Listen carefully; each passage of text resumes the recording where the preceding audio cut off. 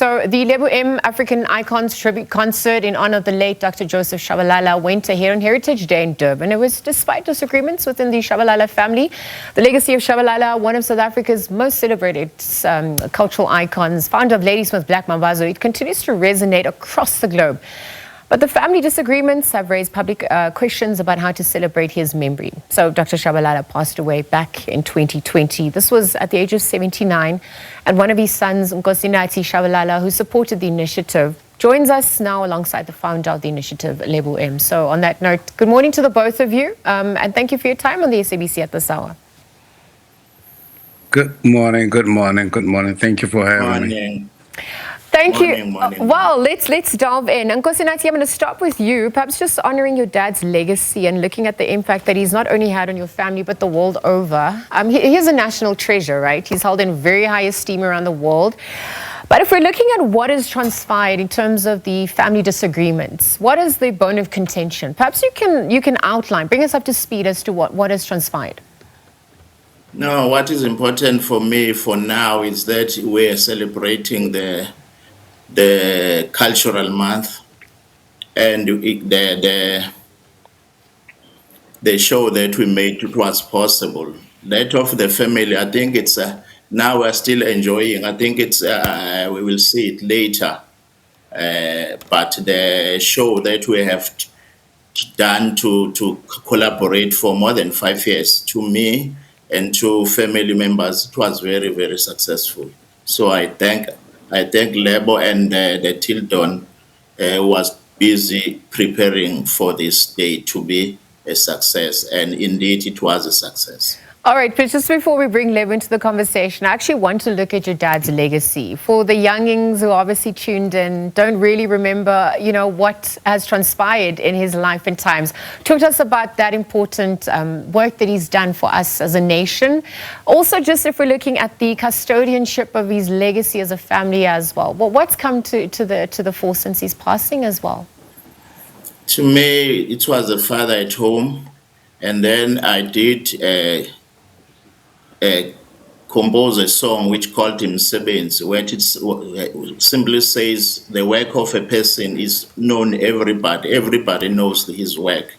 So I did compose this and this song, so everybody was happy. I think even you yourself, my father, yes, what he has done for us as the family, for the people of Ladysmith, and for the whole world. So that was the message that I give to the people, and even to him when he's not here. But the work that he has done stays with us and every people in the world around us. Nkosinathi, he united us. He took us to the world as well. Absolutely, he's left an indelible mark for our nation, and we need to continue to celebrate him. So, Lebo, I want to bring you to the conversation. You've heard Nkosinathi endorsed the program, the concert as well. But if we're looking at the African Icons Tribute Concert at large, its vision and impact. I mean, tell us about that, the evolution and the impact that it's had, particularly as we honor Dr.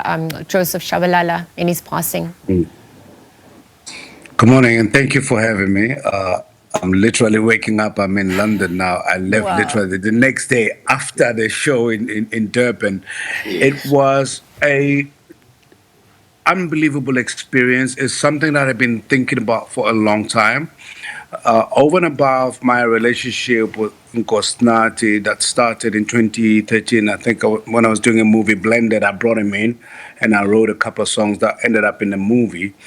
I was there where Baba Shabalala was passed away 5 years ago, and I've been having this idea that eventually I want to produce a program that honors the best of our best across the world and across the continent. It's called African Icons because it's not intended or limited only for South Africans. It's a African and global diaspora annual project. The one we did in Durban was the inaugural one. I identified Baba Shabalala because he's been an inspiration to me since before I was age 10.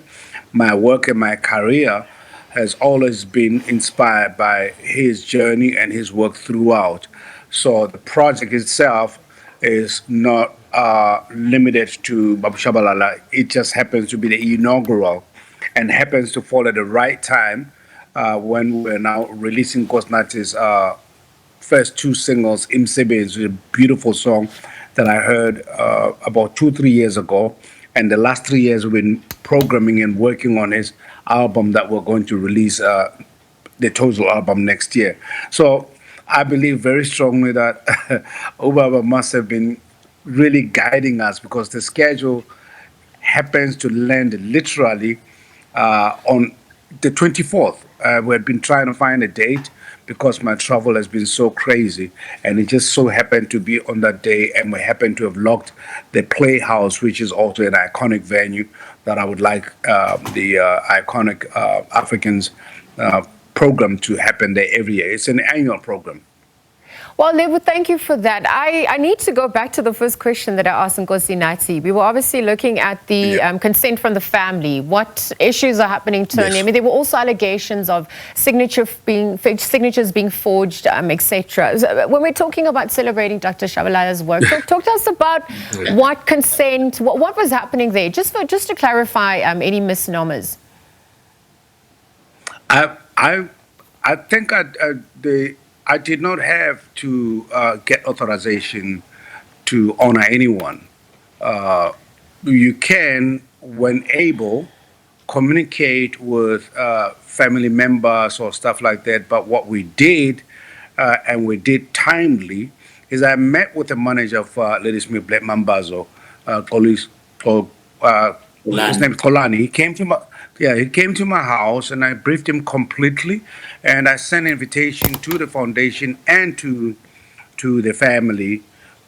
We extended the entire front row seats, and we're looking forward to hosting the family.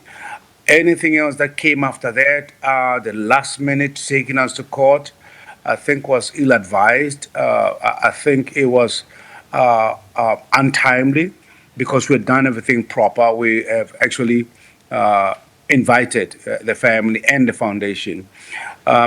In terms of no, we have nothing to do with the signature. I'm aware what their family trouble has been, and it's not my business to discuss that. But in terms of invitations and everything that went through the courts, we did it in accordance to the next family that we're going to honor. If someone is passed away, we're going to do the same thing. We are producing the event. We are not selling tickets. We were not selling tickets. We're not gaining any profit for or on behalf of our show. We had brilliant lineup. We were not in any way offensive or disrespectful to anybody. I think some of the foundation board members attempted to insert themselves and insert the dynamic of the problems they've had since about 5 years, which I'm aware of, and I'm not going to discuss that in public, and it's not my place to discuss that in public. It was decided upon in a court of law, and it was resolved, and I'm very happy. Nkosinathi is very happy. He asked me to help honor his father and produce this event, and it starts and ends there for us. All right, Lebo, I know you said you're in London, so I'm going to leave you to it. Nkosinathi, thank you for also weighing in. Thank you for your time at this hour. We're obviously just looking at that African Icons Tribute Concert, the Lebo M African Icons Tribute Concert, there hosted by Lebo M, of course, in honor of the late Dr. Joseph Shabalala. There we're also speaking to his son, Nkosinathi, weighing in on his legacy, perhaps also just answering some questions regarding that event, perhaps also who has the rights, etc. But again, thank you to both of them for joining us. Unfortunately, we run out of time. More questions, though, but we'll leave it there for now.